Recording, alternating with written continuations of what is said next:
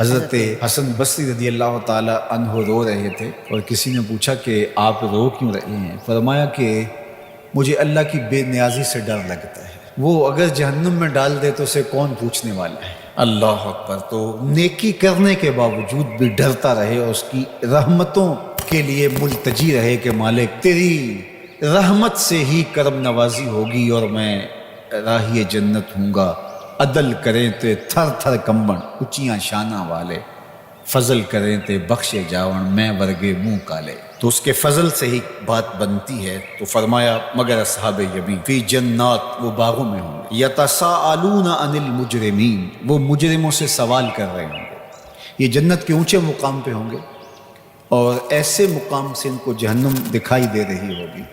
اللہ ان کے قوا اور ان کی صلاحیتوں کو جنت میں فزوں تر کر دے گا۔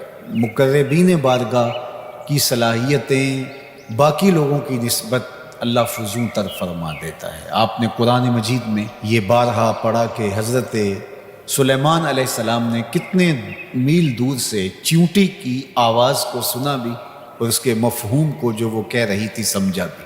تو یہ صلاحیت ان کو عطا کی گئی۔ اللہ اکبر۔ تو اس طرح جنت کے اندر اہل جنت مجرمین کو دیکھ رہے ہوں گے جو جہنم کی آگ میں جل رہے ہوں گے، اور ان سے سوال کریں گے، باقاعدہ ان سے بات کریں گے اور پوچھیں گے ان کو کیا ما سلککم فی سقر۔ وہ انہیں کہیں گے کہ تم جہنم میں کیسے آئے؟ قالوا لم نک من المصلین، وہ کہیں گے ہم نماز نہیں پڑھتے تھے، نماز نہ پڑھنے کا سبب ہوا کہ آج ہم جہنم کا ایندھن بنے۔ ولم نک نطعم المسکین، اور ہم مسکینوں کو کھانا نہیں کھلایا کرتے تھے۔ عبادات یہ اللہ کا حق ہے جو بندے کے اوپر لازم ہے، اور ہم نمازوں کی کثرت اور دیگر اعمال خیر کی بجا آوری سے اپنے معاشرے کے دکھی، لاچار اور مجبور لوگوں سے اپنی نظریں نہیں ہٹا سکتے کہ ہم تو میاں پنج گانا نماز پڑھتے ہیں، کسی کو دکھ نہیں دیتے، اذیت نہیں پہنچاتے، تکلیف نہیں پہنچاتے، کافی ہمارے لیے۔ تو وہ کہیں گے ہم نماز نہیں پڑھتے تھے اور مسکینوں کو کھانا نہیں کھلاتے تھے۔ چلو یہ تو نماز بھی نہیں پڑھتے تھے، یہ ان کا ایک جرم، اور دوسرا جرم کہ وہ مسکینوں کو کھانا نہیں کھلاتے تھے اور جہنم کی آگ میں جل رہے ہیں۔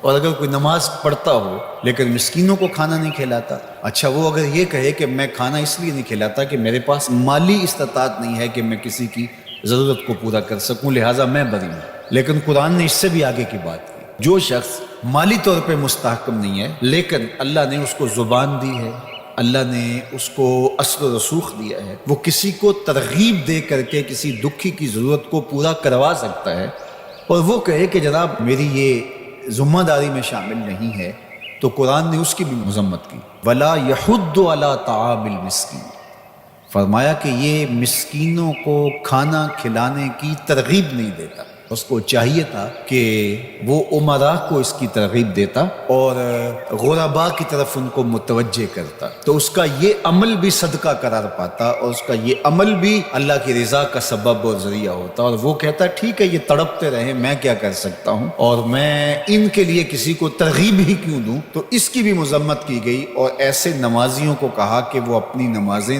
دکھاوے کی نمازیں پڑھ رہے ہیں، انہیں نماز کے فلسفے سے ہی آگہی نہیں آئی۔ اگر ان کے دل میں گداز پیدا نہیں ہوا، ان کے دل میں نرمی پیدا نہیں ہوئی، معاشرے کے کمزور، پسے ہوئے، لاچار، مجبور، اراملہ، مساکین، یتامى کی مدد کے لیے ان کے اندر یہ جذبات پیدا نہیں ہوئے، تو وہ تہجد پڑھیں، وہ سجدے کریں، وہ لمبی قرات کریں، لمبی نمازیں پڑھیں، تو کہا کہ وہ اپنی نماز کے فلسفے سے ہی آگاہ نہیں ہوئے۔ نماز کا عملی نتیجہ یہ تھا کہ وہ ضرورت مندوں کی ضرورت کو پورا کرتے، ان کے پاس اگر مالی استطاعت ہے تو اللہ کے دیے ہوئے اس مال سے، اور اگر وہ مالی استطاعت نہیں رکھتے تو اللہ نے ان کو جو دیگر صلاحیتیں بخشی ہیں ان سے وہ تحریص دلاتے، ان سے وہ ترغیب دیتے، اور ان کے کہنے سے کسی دکھی، لاچار، مجبور کی ضرورت پوری ہو جاتی۔ تو یہ ان کو کرنا چاہیے تھا۔ حضرت سیدنا شیخ عبد القادر الجیلانی علیہ رحمہ و رضوان فرماتے ہیں آدھا فقر برہنہ بدن لوگوں کو لباس دینا اور بھوکوں کو کھانا کھلانا، باقی عبادات، نیکیاں، چلے، مراقبے، ریاستیں، یہ جو کچھ ہے یہ آدھا ہے۔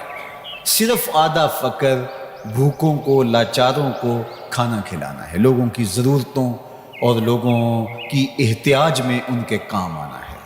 اللہ اکبر۔ تو درویشی، تصوف، فقر، اس کا آدھا حصہ مخلوق خدا کے ساتھ نرم دلی سے پیش آنا اور ان کی ضروریات کی تکمیل کرنا۔